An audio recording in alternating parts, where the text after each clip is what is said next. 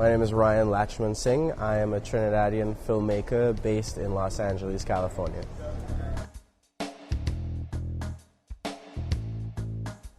I did not always want to be a filmmaker. When I was a child growing up, I wanted to be an archaeologist with an emphasis in Egyptology. At some point along my childhood, I think it was when I was first applying for college, I was having a conversation with a good friend of mine, and we had always been in love with film and TV, and we were just talking about movies and stuff, and I got it into my head that, you know, I could probably just do documentaries about archaeology and Egypt and all that great, amazing history. And I started considering film as a major to study. And then I just decided I'd do it. I just went all out. But I had not always considered myself to be a filmmaker. I had just been a couch potato, I guess. My favorite aspect of filmmaking, I think, would be collaboration. I think filmmaking itself is a collaborative medium, and when you write a script, maybe you're writing with someone else that you could get bounce ideas off of, or maybe you're doing it solitarily by yourself. But when you go to actually make that film, you acquire like this amazing team, right, that you're supported by, surrounded with, that you bounce these ideas off of, and every idea makes the film better. Even if it's not a good idea, you know what it's not, right?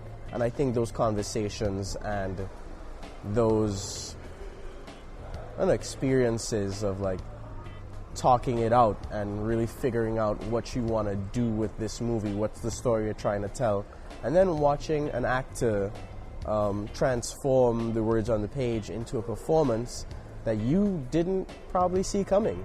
You know, you may have written, I am whatever on the page, and they say it in a way that has so many layers to it that they make you look good, right? So I think that collaboration is my favorite aspect of filmmaking, and by extension, being able to tell an amazing story that's not just mine, but it's a whole crew of people.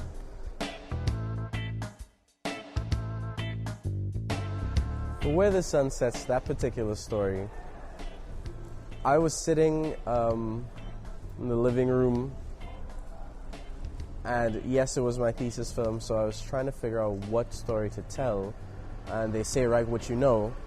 So basically, I just wrote what I knew, and it was really an amalgamation of my experiences and my friends' experiences living in Trinidad, and I just changed some of the names, places, professions to kind of fit a narrative that would be interesting and compelling and hold an audience's attention.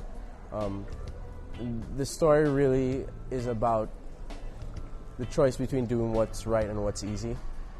So I wanted to tell that story from a standpoint of a Trini, like just seeing a regular guy go through his life that has issues, that has these problems, that could take the easy way out. And the film kind of alludes to the fact that he did at some point, but is trying to really rebuild his life, you know, take care of his sick grandmother, and be a stand-up citizen.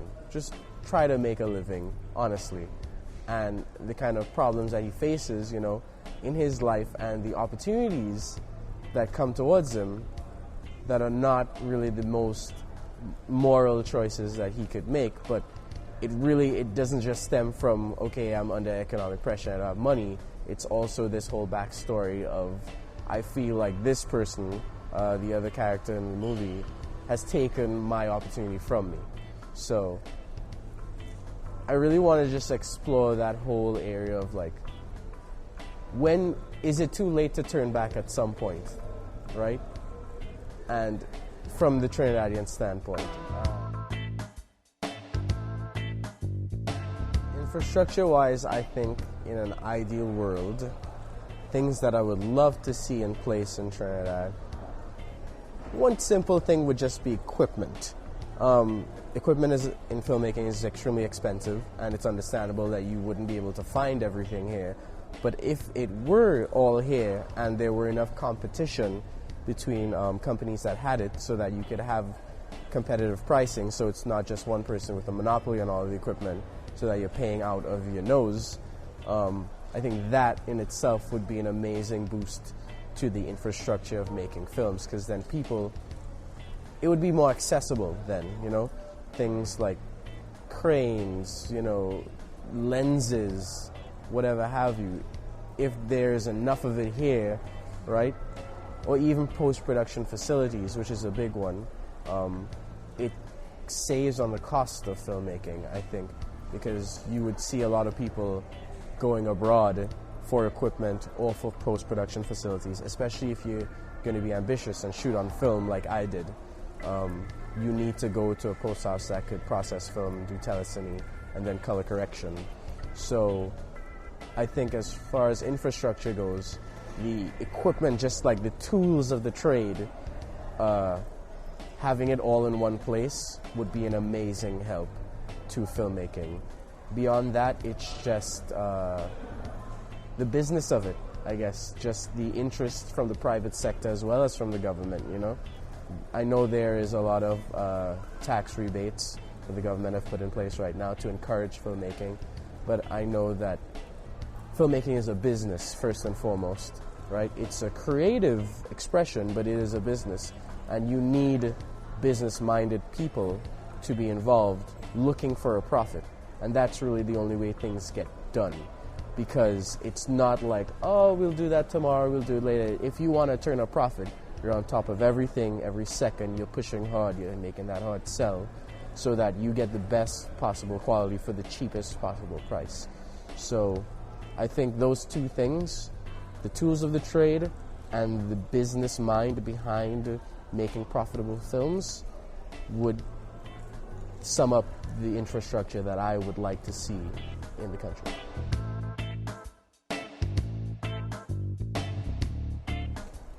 I think the impact of having the film festival here in Trinidad now in its 10th year is that it's just inspiring the people of the Trinidad and Tobago and the region to make films, to put themselves out there, to put themselves up on the screen and see themselves on screen, and then have that go around the world.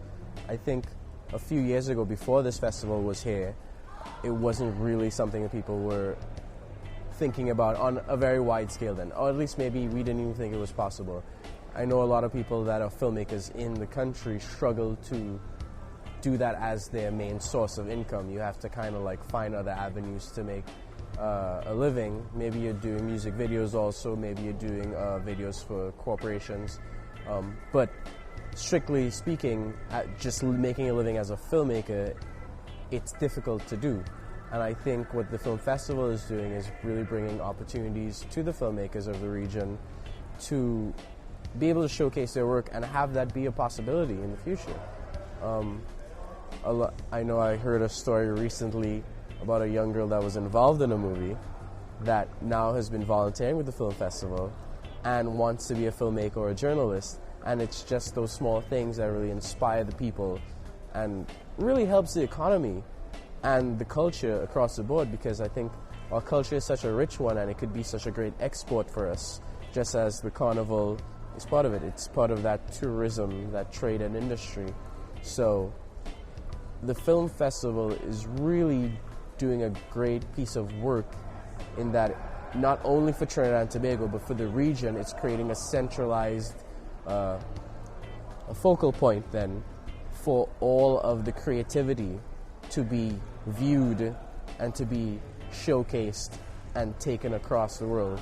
You have programmers coming from Sundance, from Tribeca, that want to see these stories that have not gotten the exposure that all the other regions in the world have, and they're going to take it abroad, and people are going to be interested in seeing a new story.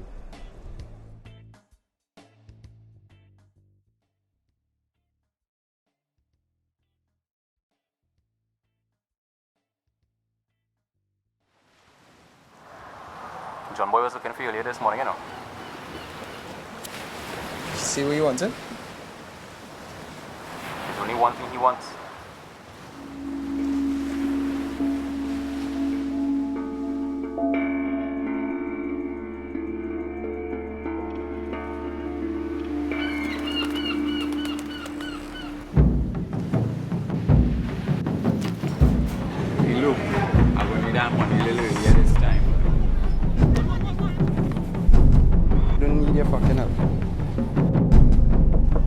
boy.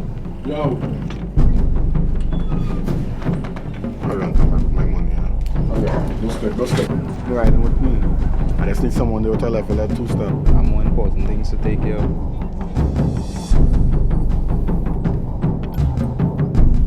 Mr. Stupid, are you at all worried about the recent threats against you from local gang members? Whoever doesn't like what I'm doing, that's their problem.